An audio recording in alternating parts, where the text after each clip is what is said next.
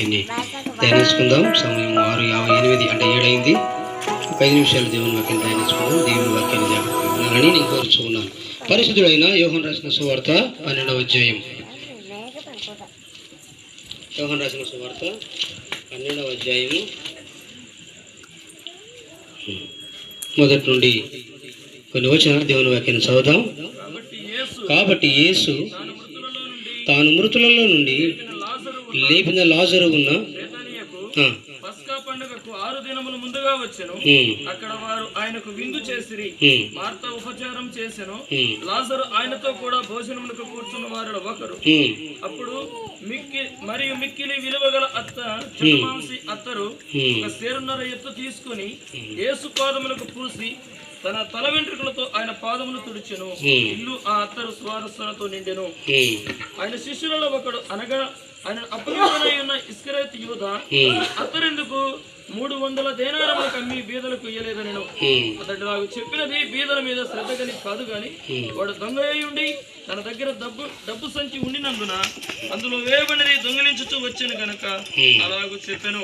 కాబట్టి యేసు నన్ను పాతిపెట్టు దినమునకు ఆమెను దీన్ని నుంచుకొననీయుడి. బీదలు ఎల్లప్పుడూ మీతో కూడా నుందురు గాని నేను ఎల్లప్పుడూ మీతో ఉండనని చెప్పాను. దేవునికి స్తోత్రం. హల్లెలూయా. ఇక్కడ మనందరికీ బాగా తెలుసు. నేను 5 నిమిషాలే చెప్పి దేవుని వాక్యాన్ని పంచుకుంటాను. మీరు జాగ్రత్తగా వినాలని నేను కోరుతున్నాను. లాజరు చనిపోయినటువంటి ఊరికి యేసుక్రీస్తు వారు వచ్చారు. లాజరు చనిపోయిన తర్వాత 4వ రోజున సమాధిలో నుంచి ఏం చేశాడు? దేవుడు అతన్ని లేపాడు, తిరిగి లేపాడు. లేపిన తర్వాత వాళ్ళు ఒక విందు చేశారు. వారు ఒక వంట చేసి, ఒక వంట ఏర్పాటు చేసి ఒక ప్రార్థన పెట్టుకున్నారు. ఇక ఇలాంటి ప్రార్థనే, లాజరు చనిపోయి తిరిగి లేచాడు కాబట్టి ప్రార్థన పెట్టుకున్నారు. ఆ ప్రార్థన ఎందుకు యేసుక్రీస్తు వారు వచ్చారు. మీరు గమనించారా లేదా? అక్కడ యేసుక్రీస్తు వారు వచ్చిన తర్వాత ఆ ఇంటిలో ఏమొచ్చిందంటే మొదటిగా ఆశీర్వాదం వచ్చింది. హల్లెలూయా. ఆశీర్వాదం వచ్చింది. చనిపోయినప్పటికీ కూడా ఏం చేయమన్నాడు? లాజరు మళ్ళా తిరిగి లేపమన్నాడు. అందుకనే చూడండి, యేసుక్రీస్తునందు విశ్వాసం ఉంచి ఆయన నమ్ముకొని బాప్తిజం తీసుకొని చనిపోయినా కూడా దేవుని రాజ్యంలో మళ్ళీ తిరిగి లేపబడతాం. అలాంటి ధన్యత ఎవరికి వచ్చింది? పెద్ద ఆయనకు వచ్చింది ఇప్పుడు కదా. అలాంటి ధన్యత ఎవరికి వచ్చింది? పెద్ద ఆయనకు వచ్చింది. లాజరు ఎలాగైతే లేపబడినాడో అలాగే పెద్ద ఆయన ఏం చేస్తాడు? రాకడ వచ్చినప్పుడు దేవుని సన్నిధికి లేపబడి పరలోక రాజ్యంలో ఆయన విశ్రాంతిని పొందుతాడు. ఇప్పుడు కూడా ఆయన పరదేశంలోనే విశ్రాంతి పొందుతూ ఉంటాడు. యేసుక్రీస్తు వారిని నమ్మి విశ్వసించి చనిపోయిన వాళ్ళు ఎక్కడ ఉంటారో తెలుసా? పరదేశంలో ఉంటారు. చెప్పండి, ఎక్కడ ఉంటారు? పరదేశు అంటారు. పరదేశు అంటారు దాన్ని. పరలోకానికి మధ్యలో ఉండేది పరదేశు. మొదటి ఆకాశము, 2వ ఆకాశము, 3వ ఆకాశంలోనే పరదేశం ఉంటుంది. దాని తర్వాత పరలోక రాజ్యం ఉంటుంది. అందుకని దేవుని యొక్క దాసులు యేసుక్రీస్తునందు విశ్వాసం ఉంచి వారు చనిపోయిన తర్వాత వాళ్ళు ఎక్కడికి వెళ్తారంటే పరదేశుకు వెళ్తారు. మీరు ఎవరైనా, నేను ఒక క్వశ్చన్ వేసాను అనుకోండి, మీరు ఎవరు చెప్పరు. మీకు ఎవరికైనా కథలు వచ్చినాడా, మీకు ఎవరికైనా కనపడినాడంటే చెప్తారా? కనపడరు. ఎందుకు కనపడరు తెలుసా? వాళ్ళు యేసునందు విశ్వాసం ఉంచారు కాబట్టి చనిపోయినప్పుడు ఎక్కడికి వెళ్తారంట? వారి ఆత్మలు దేవుని సన్నిధి అయినా పరదేశకు వెళ్తాయి. ఈ లాజరు లేపబడిన తర్వాత యేసుక్రీస్తు వారు వచ్చారు. యేసుక్రీస్తు వారు వచ్చిన తర్వాత అక్కడ విందు చేయబడింది. వాళ్ళ అక్క ఒక మంచి అత్తరు సువాసన బాటిల్ ఇచ్చి తన పాదాలకు వస్తుంది. యేసుక్రీస్తు యొక్క పాదాలు. ఎందుకో తెలుసా? నా తమ్ముని నీవు తిరిగి లేపావు కాబట్టి నీకు స్తోత్రం. హల్లెలూయా. పాపంలో ఉన్నవాడు, బంధకాల్లో ఉన్నవాడు, సమస్యల్లో ఉన్నవాడు, అప్పుల్లో ఉన్నవాడు, రకరకాల విధాలైన శోధనలో ఉన్నవాడిని దేవుడు ఏం చేస్తాడంట? తిరిగి లేపుతాడంట. దేవునికి స్తోత్రం. దేవుడు తిరిగి లేపుతాడు. మరలా నీకు మంచి జీవితాన్ని ఇస్తాడు. ఎప్పుడో తెలుసా? ఆయన యందు విశ్వాసం ఉంచినప్పుడు. నువ్వు దేవుని నమ్మినట్లయితే నువ్వు దేవుని మహిమను చూస్తావని చెప్పి లాజరును బయటికి రామని చెప్పాడు ఆ రోజు, చనిపోయిన రోజు. అందుకని చనిపోయిన తర్వాత మనకంటే ఒక జీవితం ఉంది, మనకంటే ఒక సామ్రాజ్యం ఉంది, మనకంటే ఒక రాజ్యం ఉంది. దాన్నే పరలోక రాజ్యము అని అంటారు. కాబట్టి మొదటి మాట ఏంటంటే యేసుక్రీస్తు వారు రావడం ద్వారా ఆ కుటుంబానికి ఏమొచ్చింది? ఆశీర్వాదం వచ్చింది. రెండవది, మీరు అక్కడ చదివారు, ఆ అత్తరు సువాసనతో ఆ ఇల్లంతా నిండిపోయింది. దేనితో? అత్తరు సువాసన. అత్తరు సువాసన పరిశుద్ధతకు సాదృశ్యము, సాక్ష్యానికి సాదృశ్యం. అది స్ప్రెడ్ అవుతుంది, పరిమళిస్తుంది. ఇక్కడ ఒకరు పూసుకుంటే ఇదంతా స్ప్రెడ్ అవుతుంది. సాక్ష్యం అంటే అలాగనే ఉంటుంది. ఒక వ్యక్తి చనిపోయి తిరిగి లేచిన తర్వాత స్ప్రెడ్ అయ్యాడు. లాజరు లేకపోయినాడంట, లాజరు లేకపోయినాడంట, మొత్తం ప్రపంచం అంతా స్ప్రెడ్ అయిపోయింది. చూడండి, దేవుడు చేసిన కార్యాలు అలా ఉంటాయి. కాబట్టి దేవుడు లాజరు లేపడం ద్వారా ఏమైపోయిందంట? ఆ అత్తరు సువాసన ఎలాగైతే విస్తరించిందో, పరిమళించిందో, లాజరు జీవితం కూడా విస్తరించింది. కాబట్టి మన జీవితాల్లో మనం దేవుని ఎందుకు మహిమపరచాలి అంటే, యేసుక్రీస్తునందు విశ్వాసం నుంచి చనిపోయిన వారు ఏం చేయబడినారంట? దేవుని రాజ్యానికి వాళ్ళు వెళ్ళిపోయారు కాబట్టి మనం దేవుని స్తుతిస్తూ ఉండాలి. ఒకవేళ దేవుని నమ్ముకోకుండా పాపంలోనే చనిపోయారు అనుకోండి, మనకు ఆ నిరీక్షణ అవిశ్వాసం మనకు లేదు. కాబట్టి మనం బాధపడుతూ ఉంటాం, మనం వేదన చెందుతూ ఉంటాం. కానీ యేసుక్రీస్తు నందు విశ్వాసం ఉంచి చనిపోయిన వారి విషయంలో మనం బాధపడాల్సిన పని లేదు. మూడవది మీరు చూస్తే కానీ అక్కడ యేసుక్రీస్తును చూడడానికి వచ్చారు, అదే సమయంలో లాజరును కూడా చూడడానికి వచ్చారంట. హల్లెలూయా. 10-11 వచ్చాల కిందకి మనం వెళితే గాన యేసుక్రీస్తు కోసమే కాదు కానీ లాజరును కూడా చూడడానికి వచ్చారంట. అంటే చనిపోయిన వాడు లేపబడితే ఎలా ఉంటాడో చూద్దాం. 3 రోజులు సమాధిలో కూడా లేపబడిన వాడు. అందుకని అద్భుతములు చేయి దేవుని నువ్వు విశ్వసించగలిగితే నీకు దేవుడు ఏమి ఇస్తాడో తెలుసా? నీకు జీవాన్ని ఇస్తాడు. హల్లెలూయా. నీ మరణమును తప్పిస్తాడు, నీ బలహీనతలు తప్పిస్తాడు, నీకు నూతన జీవాన్ని నీకు ఇస్తాడు. యెహోవా కొరకు ఎదురు చూసేవారు నూతన బలమును పొందుతారు. ఎందుకని? దేవుని కొరకు ఎదురు చూస్తావు కాబట్టి, దేవుని కొరకు ఆశ కలిగి ఉంటావు కాబట్టి, దేవుని మీద ఆధారపడతావు కాబట్టి నీకేమొస్తుంది? నూతన జీవము, నూతన బలము, నూతన శక్తి వస్తుంది. ఇప్పుడు అంటాడు దేవుడు, లాజరును, చచ్చిపోయినటువంటి లాజరును లేపిన తర్వాత అంట యూదులు వచ్చి ఆయనను చూచి విశ్వసించి యూదులలో ఉన్నటువంటి లాజరును లేపాడు కాబట్టి ఈయన గొప్ప దేవుడని అనేక మంది యేసునందు విశ్వాసం ఉంచినట్టు రాయబడింది. చూసారా? యేసుక్రీస్తుని ఎందుకు విశ్వసించారంటే ఈయన చనిపోయిన వారిని కూడా ఏం చేయగలడు? లేవనెత్తగలడు. బంధకాల్లో ఉన్న వాళ్ళను ఏం చేయగలడు? పైకి లేవనెత్తగలడు. సమస్యల్లో ఉన్న వాళ్ళను ఏం చేయగలడు? బలపరచగలడు. ఇబ్బందుల్లో ఉన్న వాళ్ళని ఏం చేయగలడు? ఆదరించగలడు అనే విశ్వాసము వీరికి వచ్చింది కాబట్టి వీరు ఏం చేశారంట? యేసునందు విశ్వాసం ఉంది. అందుకని ప్రతి విషయంలో దేవుని మీద విశ్వాసం కలిగి మనం ముందుకు వెళ్ళాలి. ప్రతి విషయంలో దేవుని మీద ఆధారపడము మనం నేర్చుకోవాలి. తర్వాత దేవుని దాసుడు దేవుని సన్నిధానికి వెళ్ళాడు. అయితే ఎవరు విడువబడినారు? దాసురాలు, అంటే తన భార్య పెద్దమ్మ ఈ లోకంలో సజీవంగా ఉంది. దేవుడు ఆమెకు తోడుగా ఉంటాడు.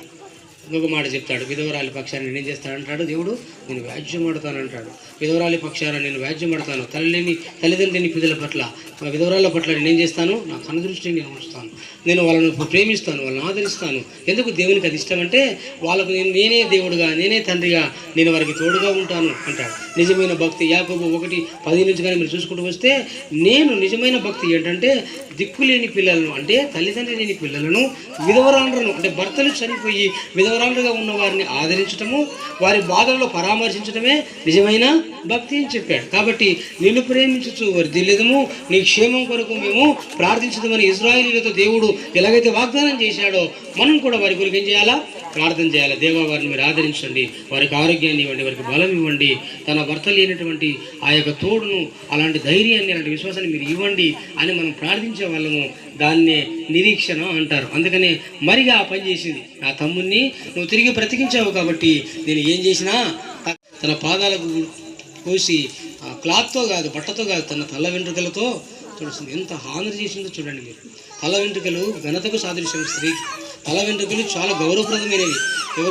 ఎవరైనా నీ తల వెంట్రుకలు ఎంత ప్రశస్తమైనవి అంటే అపోజిట్ పౌలు కొరింథీ పత్రికలో రాస్తాడు, నీ తల నీకు ఘనతను తీసుకుని వస్తుంది. కాబట్టి నువ్వు ప్రార్థిస్తున్నప్పుడు కానీ, ఆలయానికి వెళ్తున్నప్పుడు కానీ నువ్వు తలని ఏం చేయాలా? నువ్వు క్లోజ్ చేయాలి. నువ్వు ముసుగు వేసుకుని నువ్వేం చేస్తావు? దాన్ని ఘనపరుస్తావు. అలాంటి తల వెంట్రుకలతో దేవాది దేవుణ్ణి పాదాలు గడుస్తుందంటే ఎంత తగ్గించుకునేది మీరు చూడండి. అది భక్తి అంటారు, దాని విశ్వాసం అంటారు. దేవుని సన్నిధిలో దేవునికి నీకు అలాంటి సంబంధం ఉండాలి. అలాంటి అవినావ సంబంధం ఉంటే దేవుడు ఏం చేస్తాడు? ఎంత అసాధ్యమైన సరే సుసాధ్యమైన పనిని చేస్తాడు. ఆ మరి ఎక్కువ ఉన్నటువంటి సంబంధం అది, దేవునితో ఉన్న సంబంధం అది ఉంది మరి. కాబట్టి ఆమె ఆ పని చేస్తుంది. తన తల వెంట్రుకలతో తుడుస్తూ ఉంటే ఎంత గొప్పవాడు కాకపోతే ఇలా తుడుస్తుంది. ప్రేమైన దేవుని బిడ్డలారా, రాత్రికాల సమయంలో అలాంటి పరిస్థితి దేవుడు మన జీవితంలో అనుగ్రహించాడు. దేవుడు మన జీవితంలో ఒక వ్యక్తి ఈ లోకాన్ని విడిచిపెట్టి వెళ్ళాడు అంటే అదేం పెద్ద అది తప్పేం కాదు. అది దేవుని సన్నిధిలో ఆయన పిలుచుకున్నాడు అంతే. అక్కడ చాలా విశ్రాంతి ఉంటుంది. దాన్ని నిత్య విశ్రాంతి అన్నారు. పరదేశులో పరిశుద్ధులు నిత్య విశ్రాంతి పొందుదురు అని ప్రకటన గ్రంథంలో రాయబడింది. వారి విశ్రాంతికి ఏర్పాటు చేయబడినారు. ఈ లోకంలో జీవించినంత కాలం ప్రయాసపడి కష్టపడి రెస్ట్ లేకుండా బ్రతికారు కాబట్టి వారు చనిపోయిన తర్వాత వారికి నిత్య విశ్రాంతి అక్కడ దొరుకుతుంది. అక్కడ ఏ పని ఉండదు. దేవుని ఆరాధించుకుంటూ సుఖంగా నెమ్మదిగా బ్రతకడమే తప్ప ఏ పని వారికి ఉండదు, ఏ కష్టం ఉండదు, ఏ సుఖదుఖాలు ఏ ఉండవు. ఈ లోకానుసారమైనటువంటివి ఏవి కూడా ఉండవు. చివరి చెప్పి నేను ముగిస్తాను. చివరి మాట ఏం రాయబడింది తెలుసా?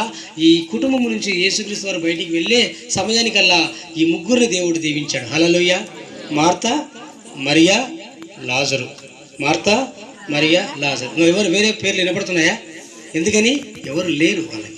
వాళ్ళ తల్లిదండ్రులు కానీ వాళ్ళ యొక్క అన్నదమ్ములు కానీ ఎవరు లేరు. వాళ్ళ ముగ్గురు కూడా ఒక తల్లి పిల్లలే. కాబట్టి ఆ ముగ్గురు తప్ప ఎవరు లేరు. అందుకే యేసుక్రీస్తు వారు యెరూషలేము పండగకు 6 దినముల ముందు బేతనియా, లాజరు ఉండే బేతనియా అనే ఊరికి వచ్చినని రాయబడింది. ఇక్కడే కాదు, మీరు మత్తయి సువార్తను చూసుకుంటూ వెళ్ళండి. ఎప్పుడు యేసుక్రీస్తు వారు యెరూషలేము వెళ్ళాలన్నా బేతనీకి వెళ్తాడు.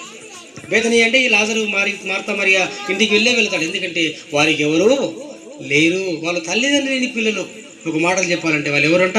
తల్లిదండ్రులు లేని పిల్లలు. కాబట్టి దేవుడు వారి దగ్గరికి వచ్చి అక్కడ బస చేసి అక్కడే పడుకొని వారిని దీవించి అప్పుడు కానీ యెరూషలేము వెళ్ళాడు. కాబట్టి దేవుడు నిన్ను విడిచిపెట్టి ఎక్కడికి వెళ్ళాడు. నువ్వు అనుకోవచ్చు నాకు ఎవరు లేరని నువ్వు అనుకోవచ్చు.